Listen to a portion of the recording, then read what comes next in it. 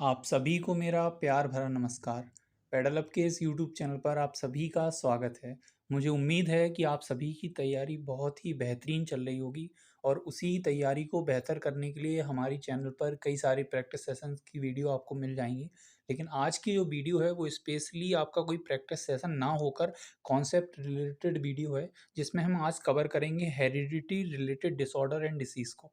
क्योंकि कई सारे बच्चों की क्वेरीज आ रही थी, क्योंकि जो हम कम्युनिटी टैब में हम क्वेश्चन कराते हैं डेली के प्रैक्टिस क्वेश्चन, उनमें कुछ क्वेश्चन आपके डाउन सिंड्रोम या काइनफिल्टर या टर्नर सिंड्रोम से जुड़े हुए थे, जो कहीं ना कहीं हेरिडिटी से कनेक्टेड हैं।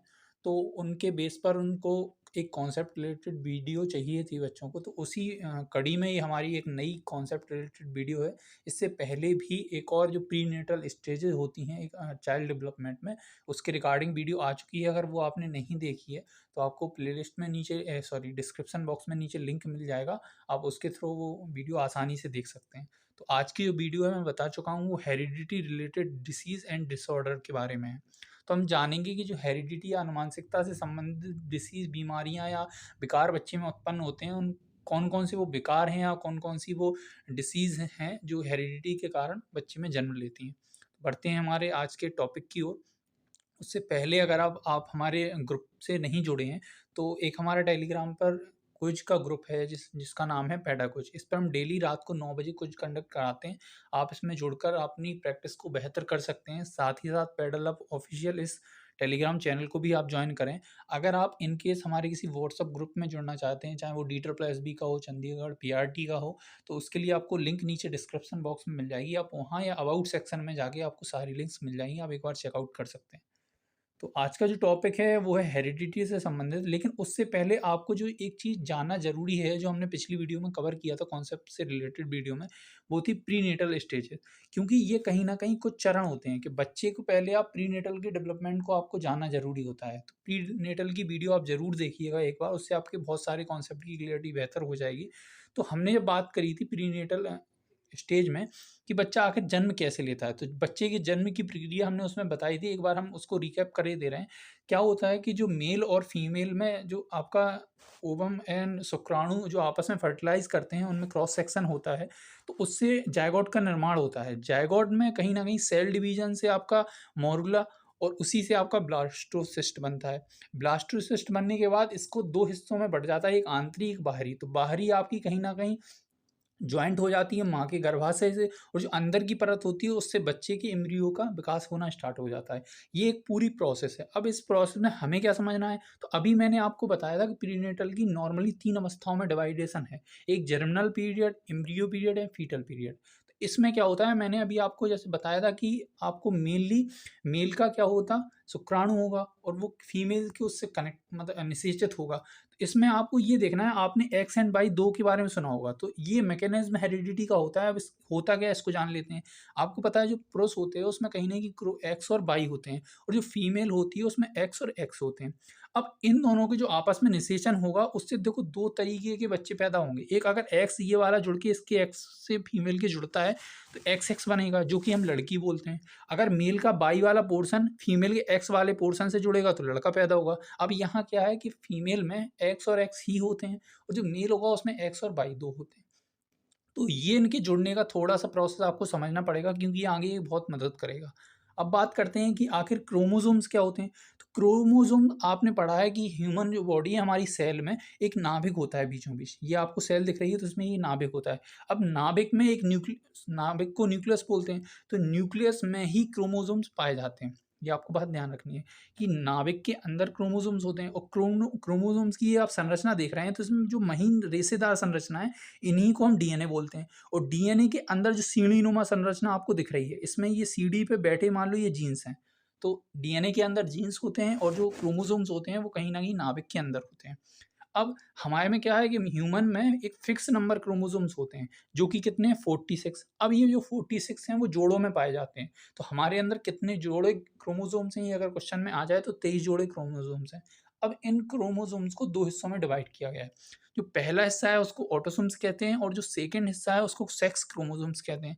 तो जो ऑटोसोम्स होंगे उसमें जो 22 जोड़े हैं, 1 से लेके 22 जोड़े तक, वो सारे आपके किस में आएंगे, वो आएंगे ऑटोसोम्स में। और जो अंतिम का आपका एक बच गया, है ना? लास्ट का जो एक जोड़ा बच गया जिसमें आपके 2 क्रोमोसोम्स होते हैं, उसे बोलते हैं सेक्स क्रोमोसोम। वही आपके बच्चे के लिंग का निर्धारण करता है, इसलिए इसे सेक्स क्रोमोसोम्स के नाम से जाना जाता है, इसे 23rd पेयर कहते हैं, है ना? तो क्रोमोसोम्स क्या है? क्रोमोसोम्स डीएनए और प्रोटीन से बनी एक संरचना होती है, और इसके अभी मैंने बताया जो डीएनए के अंदर कौन बैठा हुआ है, इसकी जो स्ट्रक्चर के अंदर सेगमेंट में कौन व्यवस्थित होता है? वो जीन्स होते हैं, और यही जीन्स कहीं न कहीं गुणों को एक पीढ़ी से दूसरी पीढ़ी में ले जाने का काम करते हैं।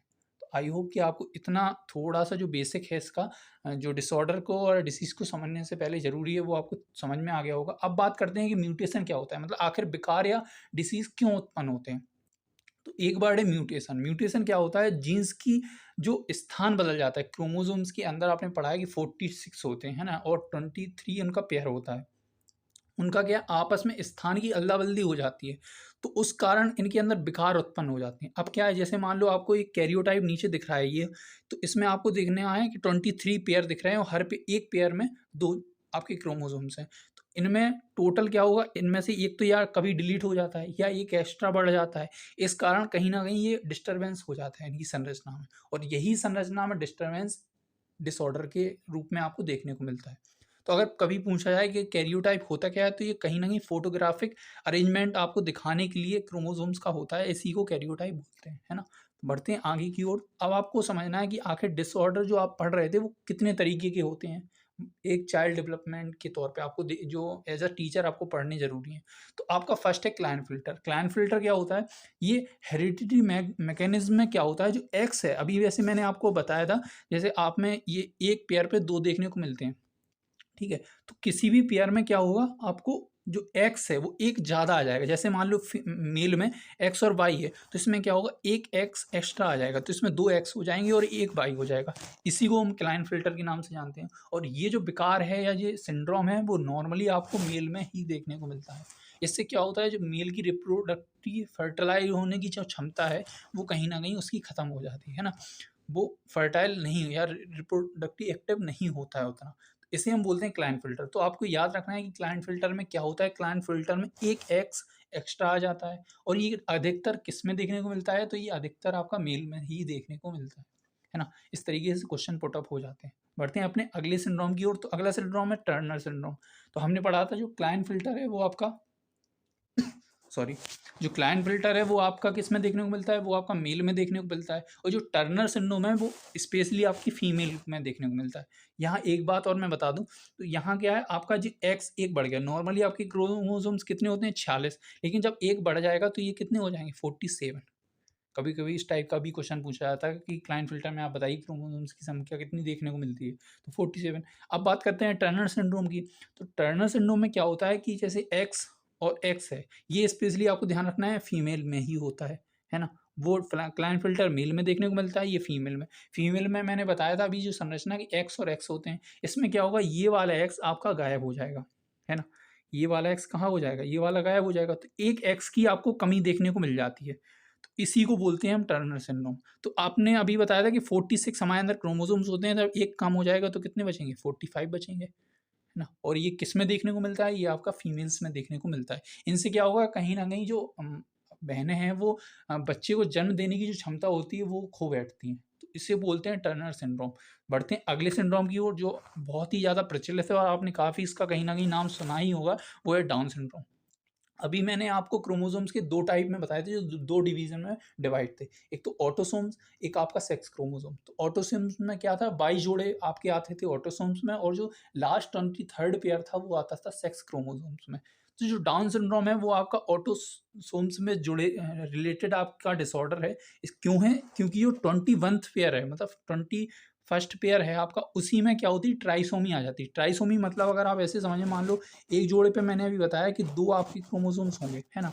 लेकिन 2 ना होकर इस पे 1 एक्स्ट्रा आके जुड़ जाता है, तो इसे हम बोलते हैं ट्राइसोमी। और ये किस पर देखने को मिलता है, ये आपका 23rd पेयर पे, मतलब इस वाले पेयर पे देखने को मिलता है। ठीक है? तो अगर कभी क्वेश्चन आए कि बताइए डाउन सिंड्रोम किस तरीके का क्रोमोसोमल डिसऑर्डर या डिसीज़ है, तो आपको बताना है कि ये आपका ऑटोसोम्स से रिलेटेड डिसऑर्डर है, और ये 21st पेयर पे ट्राइसोमी के कारण हो जाता है ना।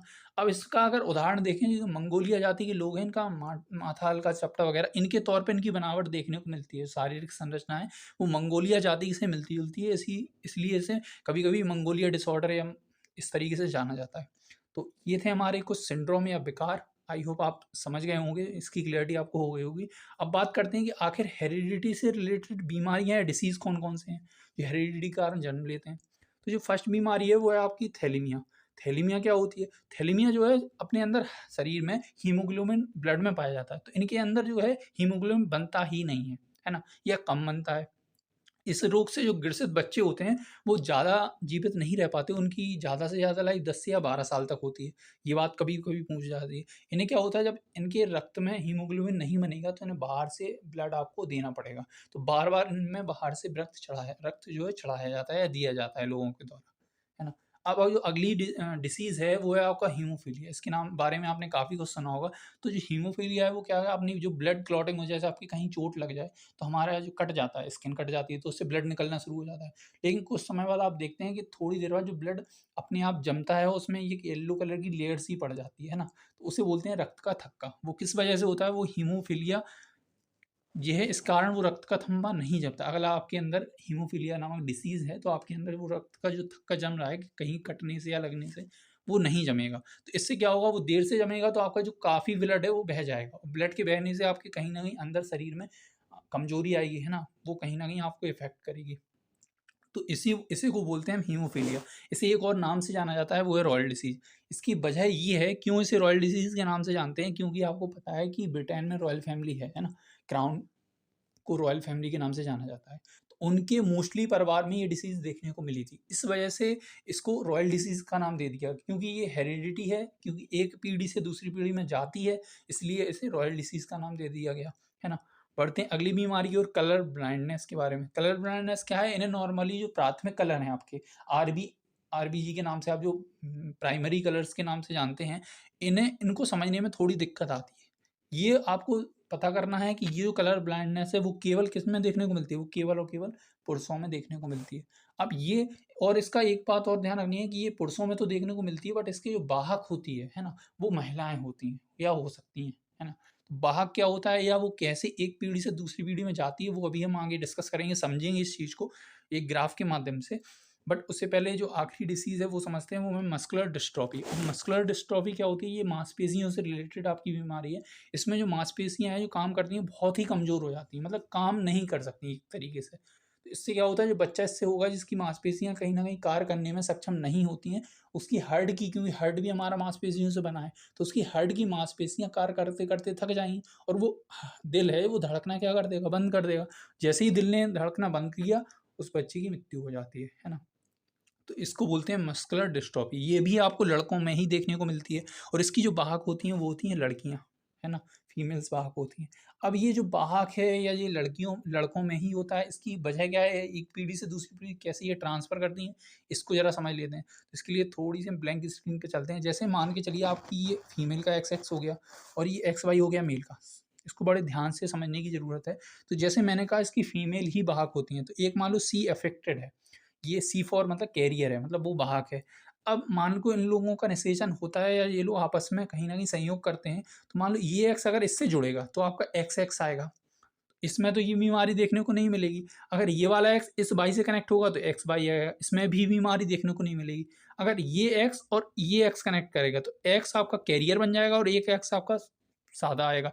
तो ये जो कैरियर वाला है, लड़कियों में देखने को क्यों नहीं मिलती? क्योंकि इनका जो X कैरियर है, उसका काम ये दूसरा X अपनी जेब में ले लेता है।